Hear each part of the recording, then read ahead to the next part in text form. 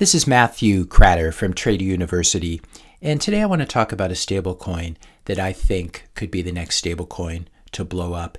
This video is one in a series of videos that is called The Destruction of Stablecoins. I made a video on April 5th talking about how Terra Luna had the potential to go into a death spiral, and I also talked about Celsius imploding just a few days before they froze assets on their platform. So it's very important that you watch this, especially if you hold stable coins, to know the potential for a blow up here.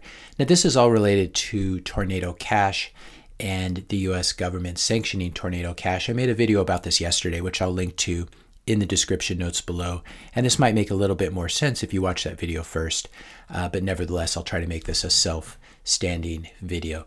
So the US Treasury over last week sanctioned this mixer of ETH coins, ETH tokens, and ERC20 tokens.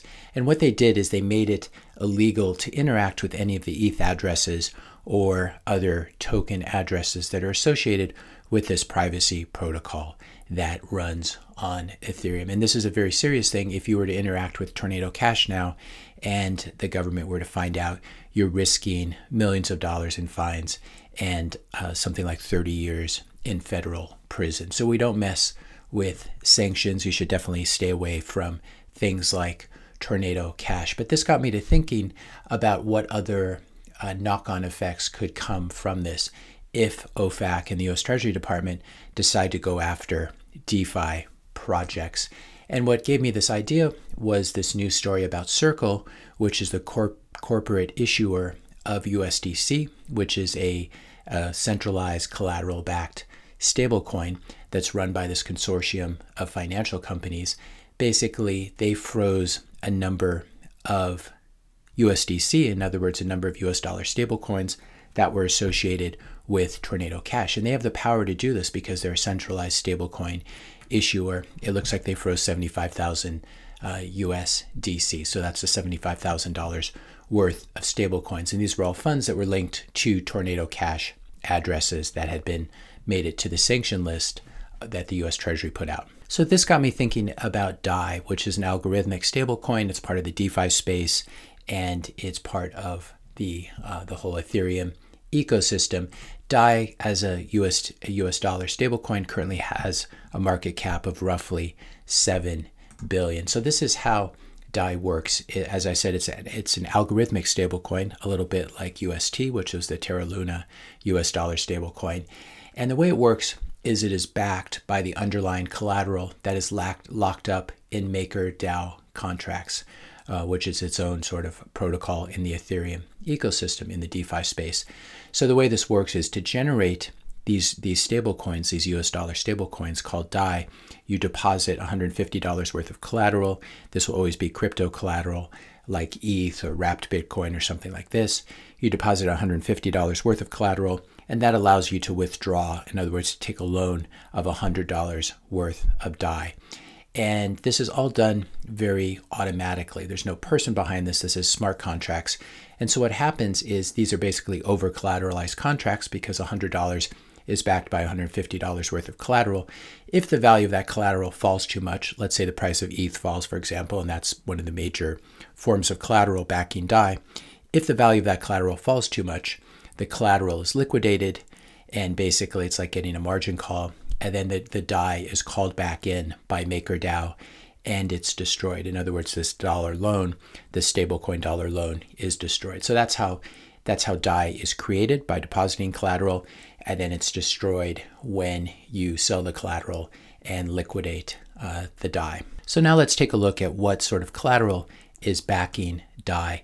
There's a handy DAIstats.com, which I'll link to below, and we can see that there's currently $10.4 billion worth of collateral. We have various forms of ETH. We have some wrapped Bitcoin here, WBTC.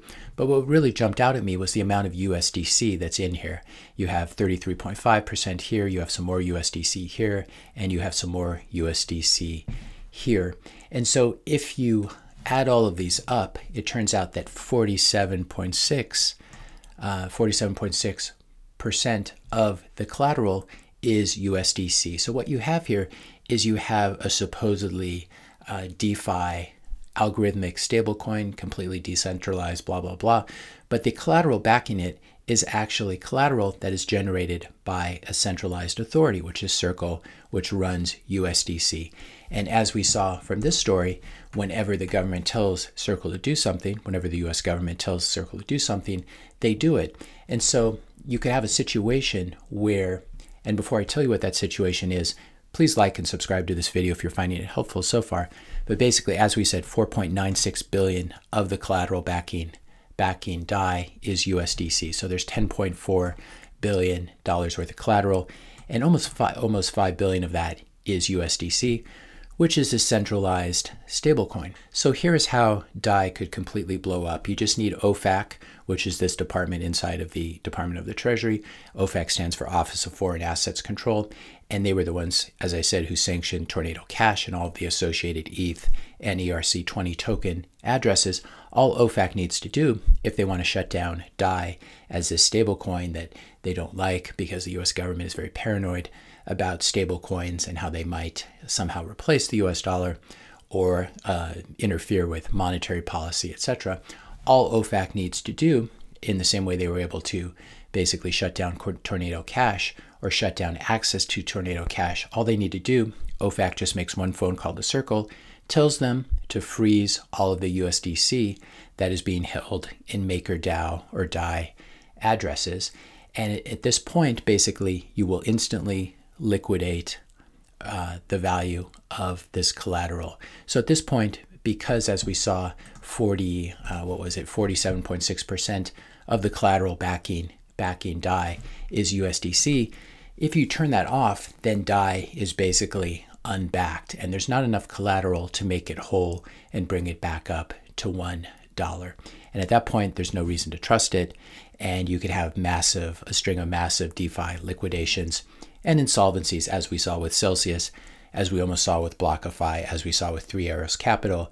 You get these kind of liquidations as everyone is forced to sell. Now, I'm not saying this is definitely going to happen, but this is a very, very dangerous attack vector for DAI and for the entire DeFi ecosystem. And you're really trusting a centralized authority here because it's providing so much of the collateral. Now, of course, the MakerDAO, the participants in that, could decide to change this collateral mix, and perhaps they will if they're smart.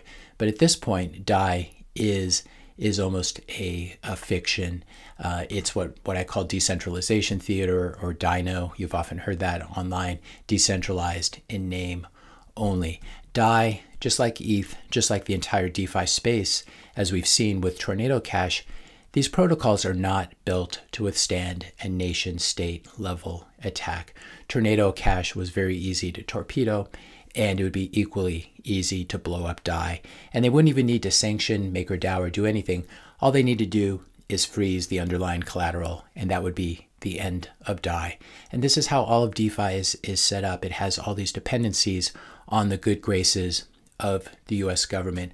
By contrast, Bitcoin was set up and evolved in a much more adversarial environment. And as such, I believe it's going to withstand the next decade much, much better than any of these other protocols. As ETH moves to proof of stake, it opens itself much more to control by centralized authorities like exchanges and government regulators as well. Because basically, under proof of stake, the more coins you have, the more control you have. This is not true for a protocol like Bitcoin. So be very careful what's in your wallet, as they say. Do you have a fictional decentralization theater coin, or do you have the real thing? Do you have Bitcoin that's built to withstand these kind of regulatory attacks? If you found this video helpful, be sure to hit that subscribe and like button. Hit the notification bell if you want to be notified when I publish my next video. And let me know your questions and comments in the comment section below. Thanks a lot for watching, and I'll see you in the next video.